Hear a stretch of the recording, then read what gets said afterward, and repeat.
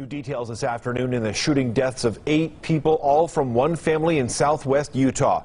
Police in Enoch say 42-year-old Michael Haight murdered his wife, mother-in-law, and 5 children before taking his own life. The Orlando community says they are living a nightmare after a couple and their 3 children are found dead inside a home.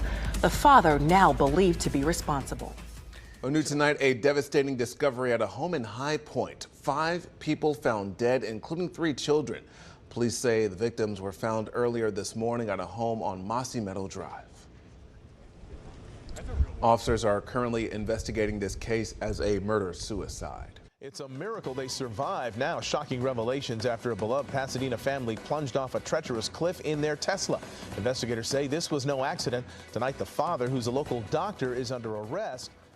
3 weeks later, more questions, few answers, no suspects, as friends remember 4 lives lost. And compelling information from police and a crucial witness revealing new details about the savage murders of 4 university students. Yesterday, we saw furniture from the crime scene in Moscow, Idaho, being loaded into trucks and taken away.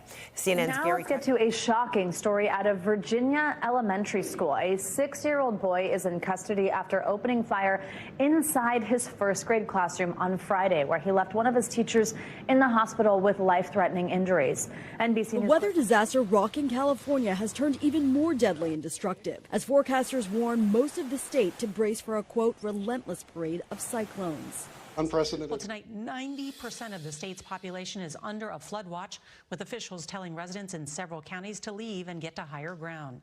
President Biden has issued an emergency declaration. The Chinese Communist Party is conducting the largest military modernization effort in the country's history, a move the Pentagon believes is not only in preparation for taking Taiwan, but also for overtaking the United States as the world's leading superpower.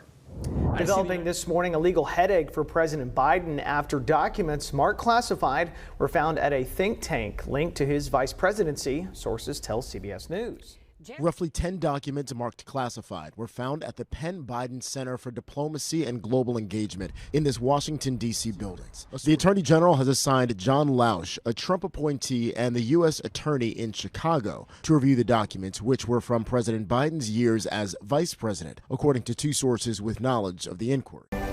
Now, fighting in Ukraine's Donbass region is intensifying. The British Defense Ministry says it appears Russia has taken control of the small salt mining town of Soledar.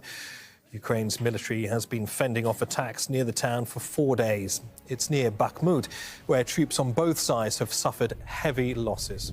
Last night, we heard from President Zelensky saying that Ukrainian forces, in his words, had won more time in Soledar, again pointing to the importance of Bakhmut to the south. And Bakhmut is important because if Russia took full control of that town, then it would potentially give them an easier route to the 2 largest towns still in full Ukrainian control in the Donetsk region, the towns of Kramatorsk and Slavyansk.